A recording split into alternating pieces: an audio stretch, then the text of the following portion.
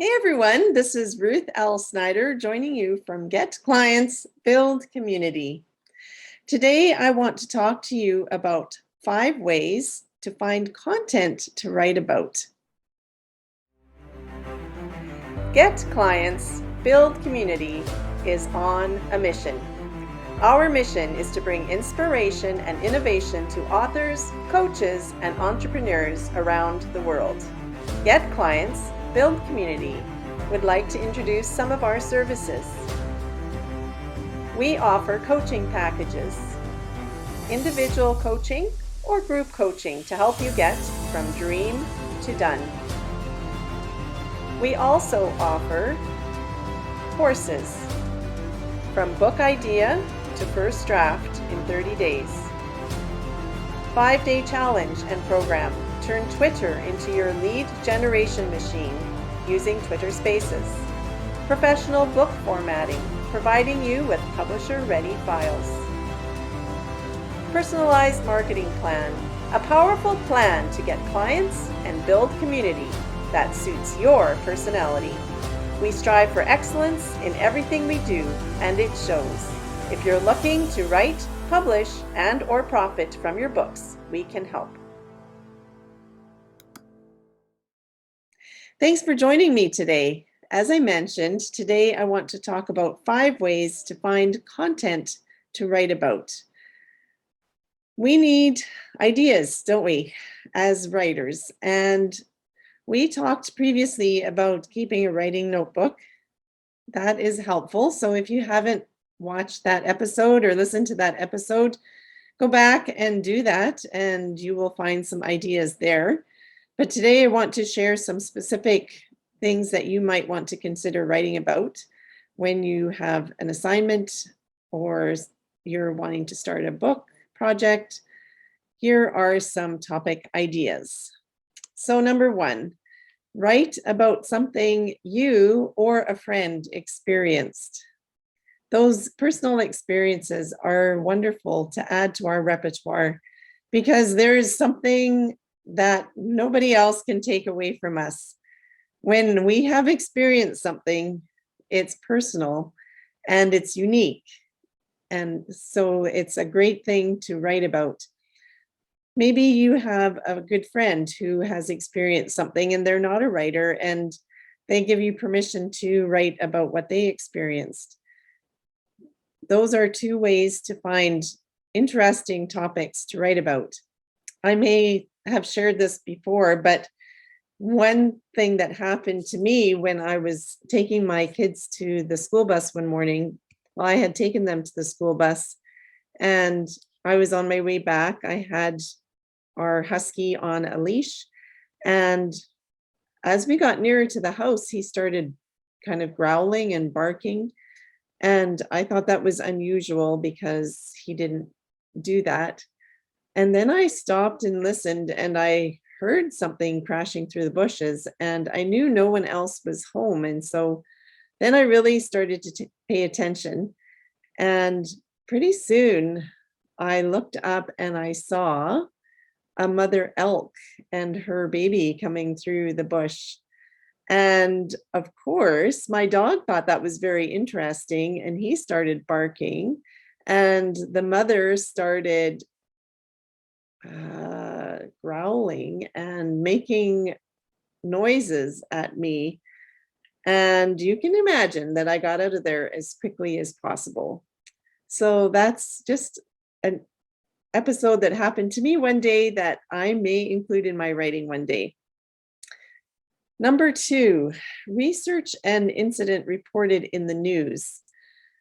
So we have various ways of accessing news stories these days.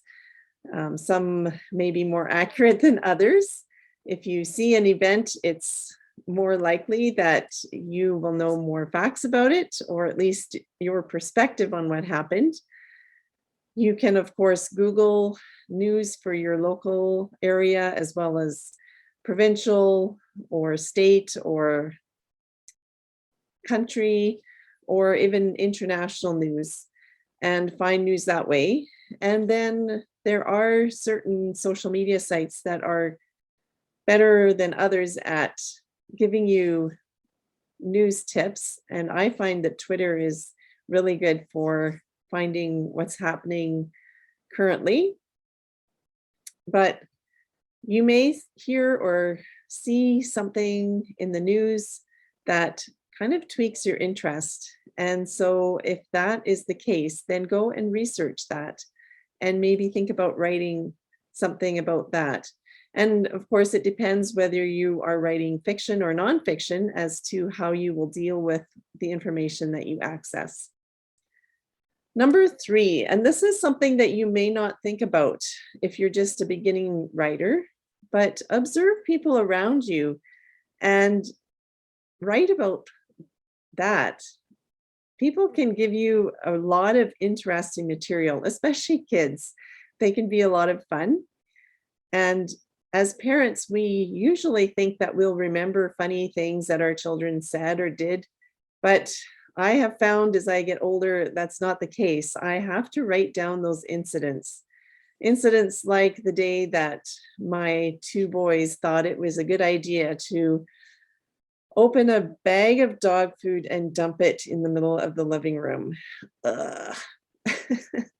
Those are incidents that will be funny to other people, will help other people to know, especially other parents, to know that there is hope. If you can laugh at those kind of things and help your kids learn in the midst of it without getting too upset, those can be interesting things to write about. Number 4, go for a walk. Whether you live in the country or whether you live in the city, you often will see something that you can write about. So where I live, there are a lot of deer. I see geese flying. I hear the birds singing. There's a lot of natural beauty that I can write about. And so I enjoy that. But I also enjoy going for a walk when I take my kids for appointments in the city and I see and experience things that I wouldn't see or experience here where I live. So go for a walk, take your notebook with you, make notes, find something interesting, and write about it. And then number 5, look at an event from a different person's perspective. And it could be something historical or it could be something in everyday life that you are experiencing now. So maybe you want to look at, I just talked about the dog food episode where my sons dumped dog food on the rug. Maybe I could write about it I could certainly write about it from my perspective, but I could also write about it from one of the perspectives of my sons, how they watched for my reaction or response and how they felt and maybe what they were thinking or not thinking as they dumped that dog food on the floor. Just writing from a different perspective can give a whole new twist to a story and can add some interest and excitement. A few years ago, some friends from Inscribe put together a book and we took Bible stories related to the resurrection and we wrote from the perspective of different Bible characters. And that was a really interesting assignment because it really made the resurrection come alive for me and for other writers who participated. Just thinking about how they saw the events of the death and resurrection of Jesus Christ added a whole new twist. So those are some ways that you can use to find content for your writing. Number 1, write about something you or a friend experienced. Number 2, research an incident that you see reported in the news. Number 3, observe people around you. Number 4, go for a walk and observe what's around you as well. And number 5, look at an event from a different perspective. I hope you have found these tips helpful, and I look forward to reading your stories and your articles. If you have other ideas about writing, publishing, or marketing, or you have questions that you want answered, let me know and I will address them in a future episode. Have a great day, and we'll see you next time. Thanks for joining me today. I hope that you found the content helpful. And if you want to think about next steps in your journey, I would like you to join me in a free coaching call. We can meet for 30 minutes and discuss what you found helpful and where you are feeling stuck. I help entrepreneurs write, publish, and profit from their books. And so, if you are in any stage of that journey, whether you're just thinking about a book, or you are in the middle of writing a book, or you are publishing a book, or working on marketing your book, I would love to join you. You'll find the link below. I look forward to talking with you.